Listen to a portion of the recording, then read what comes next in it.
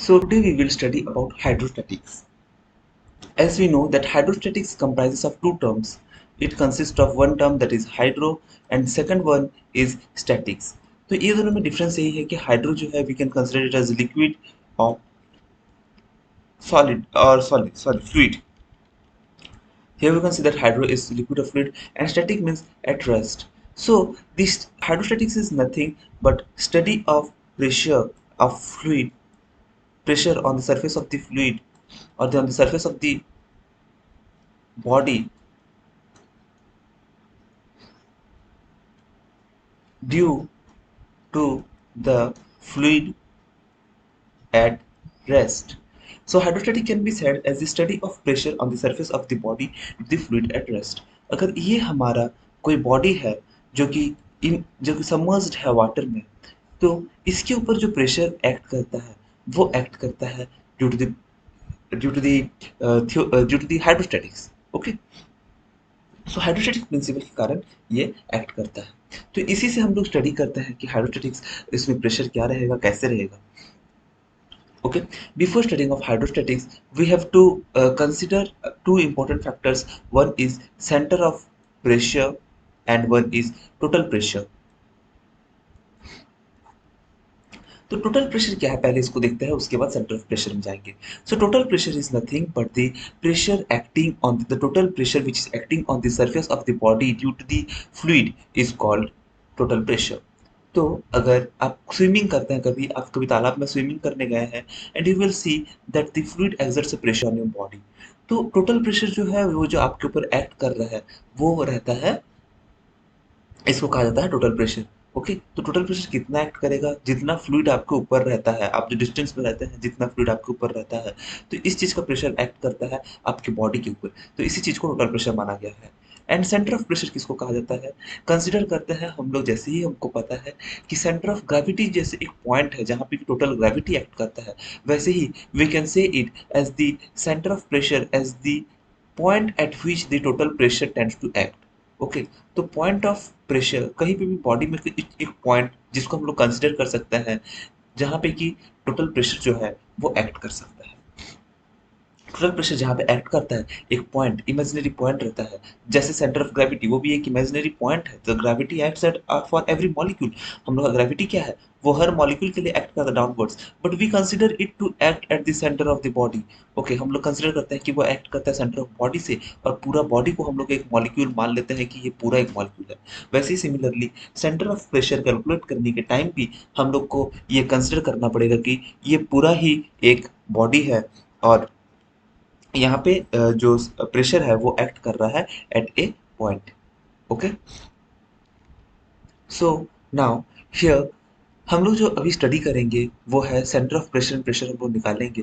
The first one is for a horizontal plate और horizontal body हम लोग देखेंगे. Then we will go for a vertical body, then we will go for an inclined body and then we will study for a curved surface. तो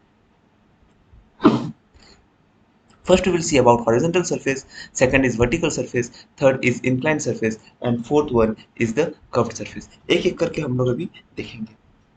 Now first let us study for horizontal surface. Horizontally immersed body, or we can also write horizontally submerged body. तो horizontal immersed body के लिए मान लेते हैं ये body एक plate है.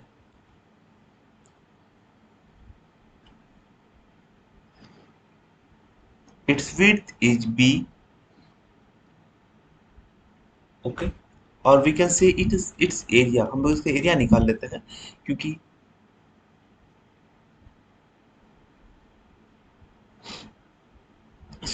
अगर ये मेरा लिक्विड का सरफेस है, if this is my liquid surface, तो जो प्रेशर एक्ट करेगा it acts at a distance x. मान लेते हैं the distance from the surface to the surface of the liquid to the surface of the body here, it will act, the pressure will act at this surface. तो ये distance को हम लोग ले लेते हैं x and let us consider its area as a. Okay, हम लोग पता है कि जो वेट डेंसिटी हम लोग का है उसको हम लोग न्यू से रिप्रेजेंट करते हैं. तो weight density is equal to nu. तो प्रेशर हम लोग इसमें कैसे निकालते हैं, हम लोग इसका अगर वेट निकालना रहता है, so what we do is weight into volume. So pressure is also equal to, pressure जो हम लोग निकालेंगे वो हम लोग क्या निकालते हैं, pressure, what will be the pressure, the total pressure acting on the body will be the weight of the fluid in this area acting on this area. Okay, तो ये जो सरफेस है इसके ऊपर जितना फ्लूइड का वेट है, इसके ऊपर जो भी फ्लूइड है, दिस फ्लूइड, सो ये जो एरिया का जो फ्लूइड है वो क्या करता है, मेरे इस सरफेस के ऊपर प्रेशर एक्सर्ट करता है। So the pressure will also be equal to the total pressure, the total fluid acting on this surface, the weight of the fluid. तो इसका वेट ऑफ द फ्लूइड हम लोग कैसे निकालेंगे, so weight is equal to gamma और sir mu into area, और mu into volume, we can better write is mu into volume. अभी volume हम लोग क्या है, वॉल्यूम है a into x, because the volume of liquid अगर हम लोग कंसिडर करेंगे इस रीजन में, तो इसका जो एरिया है, मान लीजिए ये लिक्विड सरफेस है, तो लिक्विड का जो एरिया है this will be area of the plate. ये जो प्लेट है इसी प्लेट के ऊपर ही एरिया हम लोग का जो फ्लूइड है वो उसी एरिया के ऊपर एक्ट करता है। तो ये एरिया है ए, एंड ये जो वॉल्यूम आ गया है वो है टोटल डिस्टेंस उसका। तो मान लीजिए कि फ्लूइड कुछ इस तरह से आपका दिख रहा है, जो कि प्लेट है, प्लेट के ऊपर से इतना फ्लूइड मेरा एक्ट कर रहा है, तो इसका जो हाइट है ये x है और इसका जो एरिया है वो a है। So we can consider it as total volume is equal to p into a into x. So this is the gamma into a into x and mu into a into x. So mu is the weight density of the fluid, a is the area, x is the x is the depth of the fluid. So this is the formula for horizontally immersed body. Now we will see it for a vertically immersed body. So this is for a vertically immersed body.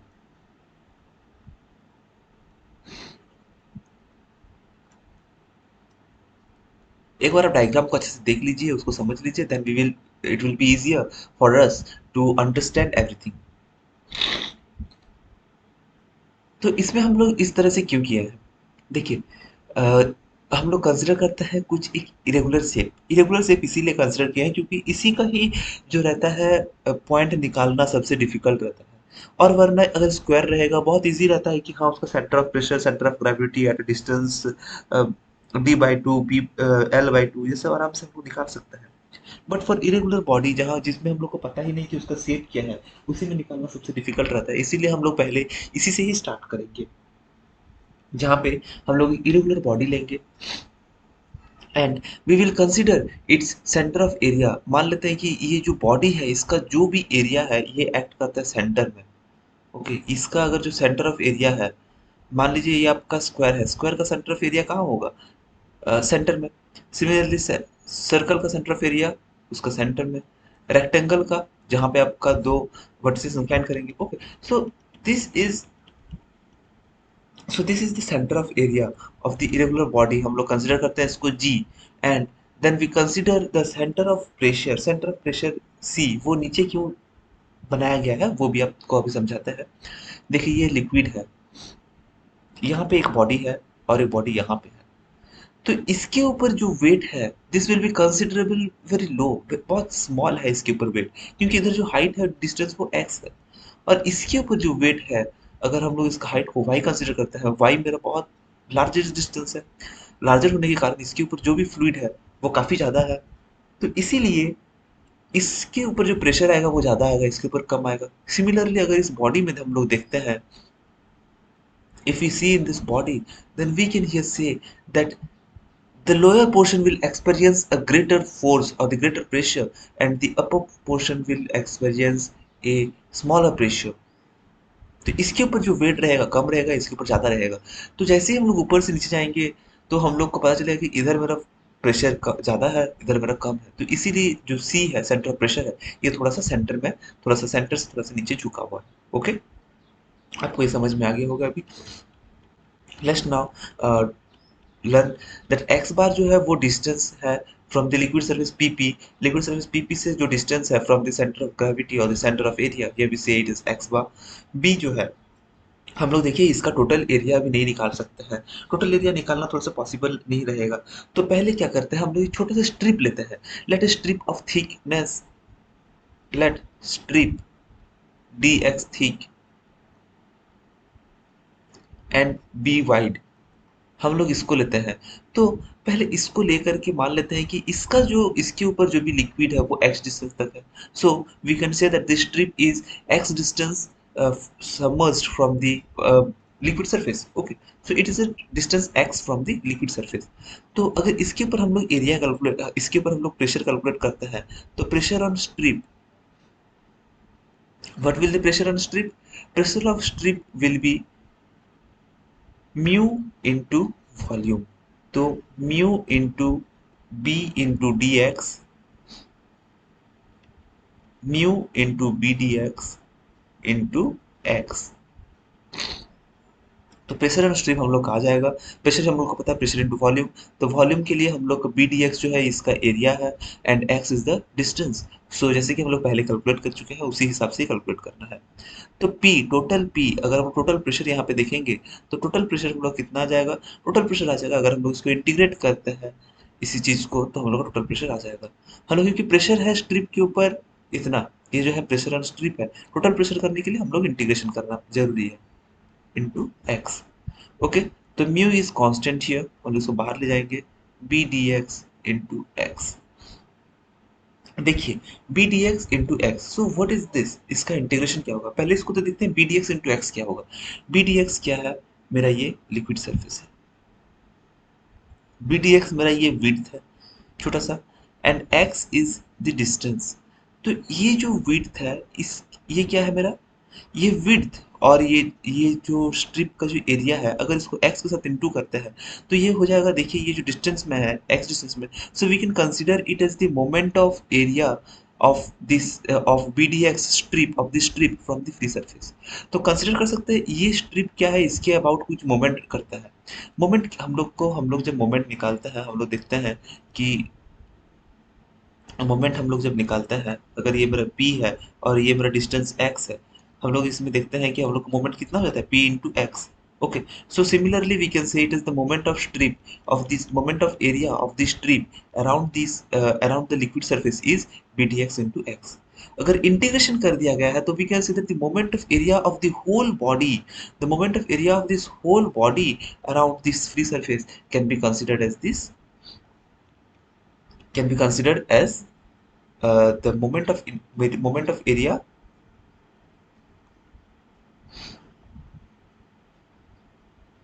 of surface। Okay, तो moment of area of surface, तो इसको हम लोग represent करते हैं mu, क्योंकि इसी चीज को हम लोग मोमेंट ऑफ एरिया है तो इसको रिप्रेजेंट करते हैं ए से, and then the surface here is x. The surface here is so the moment of area acts at what, at which distance? It acts at the center of area। तो moment of area जो है मेरा center of area से act करता है, which is a distance x bar। So here the total pressure is mu into a into x bar।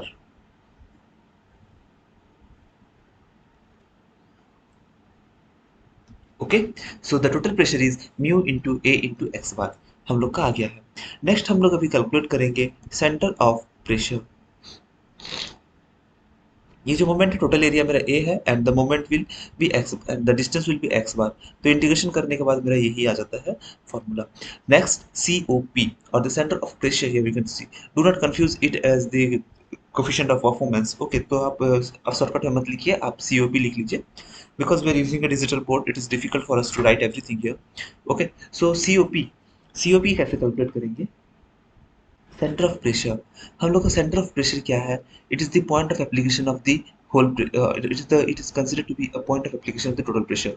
तो जहाँ पे टोटल प्रेशर एक्ट करता है उसको हम लोग कंसिडर कर सकते हैं सीओपी। तो हम लोग को पता है हम लोग का जो एरिया है, एरिया हम लोग का कितना आया था? Area was, sorry, the total pressure, हम लोग का प्रेशर कितना था? प्रेशर था हम लोग का P is equal to mu A d x into x. Okay, so this is the pressure. अगर इसी प्रेशर से हम लोग x डिस्टेंस मल्टीप्लाई करेंगे, so what is b the moment, moment of the strip, strip का moment कितना होगा? तो इसके ऊपर मोमेंट रहेगा p into x, so we can write it as mu A d x into x. into x।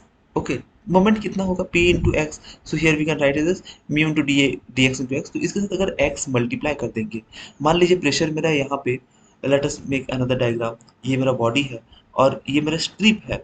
Strip में मान लीजिए मेरा प्रेशर यहाँ पे एक्ट करता है p, तो जो moment of the strip around, moment of the pressure around p, ये मेरा डिस्टेंस है p, हमारा प्रेशर एक्ट कर रहा है।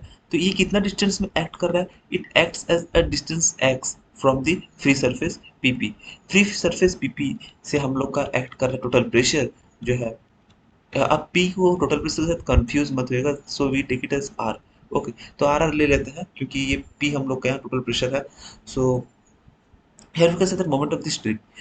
ओके, तो मोमेंट अभी पूरा बॉडी का अगर निकालना रहेगा, क्योंकि पूरा बॉडी का जो मोमेंट है वो कहाँ पे एक्ट करेगा, मेरा सी में एक्ट करेगा। तो इसीलिए हम लोग इसको निकालते हैं, क्योंकि हम लोग को निकालना है main the centre of pressure. Centre of pressure कितना डिस्टेंस में है, इसको निकालने के लिए हम लोग को सेंटर ऑफ प्रेशर, आप जानते हैं कि ये हाइट है, ये हाइट है एच बार। अगर हम लोग एच बार निकाल लेते हैं तो हम लोग इसमें सेंटर ऑफ प्रेशर बहुत इजीली निकाल लेंगे। तो इसीलिए हम लोग कंसिडर करते हैं मोमेंट। कंफ्यूज होने का जरूरत नहीं है कि हम लोग मोमेंट क्यों निकालते हैं। मोमेंट इसीलिए निकालते हैं क्योंकि हम लोग को चाहिए ये डिस्टेंस कहाँ से, फ्री सरफेस से, तो उसको लिए हम लोग को एच बार निकालना पड़ेगा। और एच बार है, सी क्या है, total pressure acting on this. तो टोटल प्रेशर जो एक्ट करेगा वो सी में एक्ट करेगा, और उसके साथ एच का क्या रिलेशन है, अगर इसका टोटल प्रेशर को और एच बार का मोमेंट हम लोग निकाल देते हैं तो हम लोग को पता चल जाएगा कि फ्री सरफेस से कितना डिस्टेंस में है। देखिए समझ में नहीं आ रहा था, अभी आपको समझ में आ जाएगा कैसे निकाल निकाल रहा है। देखिए मोमेंट ऑफ स्ट्रिप हम लोग का आ गया है। अभी total moment, total moment of surface, total moment of surface around r r के अराउंड, आर आर जो मेरा सरफेस है, सरफेस सॉलिड का जो सरफेस है उसका सरफेस आर आर से कितना मोमेंट में है। तो इसका क्या करेंगे, इसको हम लोग इंटीग्रेशन करेंगे, gamma mu A d x into x square. Okay, तो इसको भी हम लोग सॉल्व करने जाएंगे। तो हम लोग को पता है कि म्यू जो है वो कांस्टेंट है, तो म्यू को हम लोग बाहर ही रखते हैं और अंदर रहेगा A d x into x square is equal to mu x square into A d x. यहाँ से देखिए हम लोग को ये पता चल जाएगा कि एक्स स्क्वायर ए जो है it is nothing but it is the moment of inertia. Okay, so it is x square a dx. It is nothing but it is the moment of inertia. So we can write it as gamma into I zero. It is the moment of inertia, the moment of inertia of the body.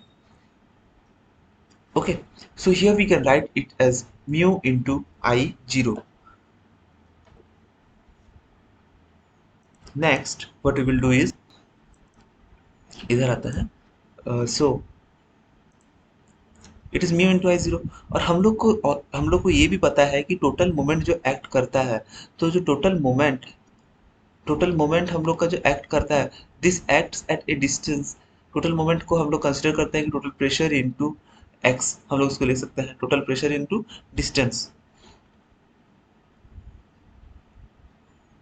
Okay, तो total pressure मेरा है P, और distance वो कितना distance में act करेगा, it will act कर distance H बार। तो टोटल प्रेशर हम लोग का जो यहाँ पे जो पी एक्ट करेगा it will act distance H bar. Okay, अभी हम लोग समझ गए हैं ये चीज को कि टोटल प्रेशर जो एक्ट करेगा वो क्यों क्यों एक्ट करता है, क्योंकि वो सेंटर ऑफ प्रेशर है। तो इसीलिए हम लोग का पी जो एक्ट करेगा वो एक्ट करता है सी से, और उसका डिस्टेंस एच बार है। तो जो टोटल मोमेंट रहेगा पी इंटू एच बार। अभी इक्वेटिंग दिस टू, अगर हम लोग इक्वेशन वन और इक्वेशन टू को इक्वेट करते हैं, so here we can write that from one and two, here we can write that p into h bar is nothing but is equal to mu into I zero. p का value हम लोग को यहाँ पे पता है कि इसका है mu into A into x bar. See this equation यहाँ से हम लोग लिखेंगे ये चीज, तो it will be equal to mu into I zero. So mu mu will cancel out and here we will have x bar and इधर h bar भी है। ओके, तो एच बार का वैल्यू क्या हो जाएगा, एच बार का वैल्यू हो जाएगा I zero divided by A x bar. Okay. तो I zero is the moment of inertia. अभी देखिए मोमेंट ऑफ इनर्शिया आप कहीं पे भी कैलकुलेट करना बहुत डिफिकल्ट है, you can not calculate it. हम लोग को एक मोमेंट ऑफ इनर्शिया जो भी है सॉलिड का बी डी क्यू बाई 12 और डी बी क्यू बाई 12 जैसे हम लोग का रेक्टेंगल का लेते हैं, तो हम लोग हमेशा जो कंसिडर करते हैं कि ये अगर मेरा बेस है और ये मेरा डेप्थ है, तो अगर हम लोग कंसिडर करते हैं कि ये मेरा सेंटर है, सेंटर ऑफ ग्रेविटी से हम लोग हमेशा कंसिडर करते हैं, तो why not we also take it something around centre of gravity. ये हम लोग कैसे निकालेंगे सेंटर ऑफ ग्रेविटी से कि हम लोग का कैलकुलेशन इजी हो। इसीलिए हम लोग यूज करते हैं parallel axis theorem. Parallel axis theorem से हम लोग क्या करेंगे, हम लोग ये जो पॉइंट है आई जीरो को है, आई जीरो को हम लोग आई जी से कंपेयर कर सकते हैं by the parallel axis theorem. तो I zero is equal to I G plus a h. Okay, so by parallel axis theorem we can write it as Ig is equal to I0 is that is moment of inertia, I0 is equal to Ig plus AH, sorry यहाँ square है, okay, Ig plus AH square by parallel axis theorem। तो अभी इसी चीज से हम लोग इसको लिखते हैं। Now this equation becomes h bar। इसीलिए आप देख रहे हैं कि हम लोग h इधर h क्यों नहीं लिए हैं, यहाँ x लिए हैं, यहाँ मगर h नहीं लिए हैं, because we will be confusing in the future process, so it is better to ignore it। So now h bar is equal to I0 by a x bar हम लोग को पता है, तो I0 को हम लोग लिख सकते हैं Ig plus A S square by A x bar. अभी एच स्क्वायर क्या है यहाँ पे, एच स्क्वायर और ए क्या है, ए तो हम लोग को पता है एरिया है, आई जी क्या है, it is the centre of gravity, और the moment of inertia about the centre of gravity हम लोग पता है एच क्या है, एच अभी है हम लोग का the distance of the centre of gravity from the free surface. Okay, so I G जो है मेरा सेंटर ऑफ ग्रेविटी कितना डिस्टेंस से एक्ट कर रहा है फ्री सरफेस से, so here we know that H is equal to centre of gravity from the free surface. तो सेंटर ऑफ ग्रेविटी देखिए मेरा जी जो है, यहाँ पे जो पिक्चर देखिए जी में जो वो डिस्टेंस कितना में एक्ट कर रहा है, वो डिस्टेंस एक्स बार में एक्ट करता है। So here h bar will become I G plus A into x bar square by A x bar. Okay, so now we can write it as I G by A x bar plus A cancel हो जाएगा यहाँ पे x x, तो यहाँ पे रहेगा मेरा x bar. Okay, so here we take out that the height of the center of gravity or the distance of the center of pressure will be Ig, moment of inertia of the inertia of the body around the center of gravity, around the center of gravity will divided by the area of the body and the uh, distance of the center of gravity from the submerged surface plus x bar। Okay, तो यही formula है, ये याद रखना है। और ये derivation आपको समझ में आया होगा, बहुत इसी तरह से इसको समझाया गया है। एक्स बार को जो है उसको सब्स्टिट्यूट करना है इक्वेशन में, तो आपका आ जाएगा ये वाला चीज़। ओके, तो हम लोग यहाँ पे टोटल प्रेशर निकाल लिए हैं and then we also took out the centre of pressure. तो आज के लिए इतना ही, नेक्स्ट हम लोग देखेंगे जिसमें हम लोग पढ़ेंगे about the inclined immersed body and then we will go on to the curved immersed body.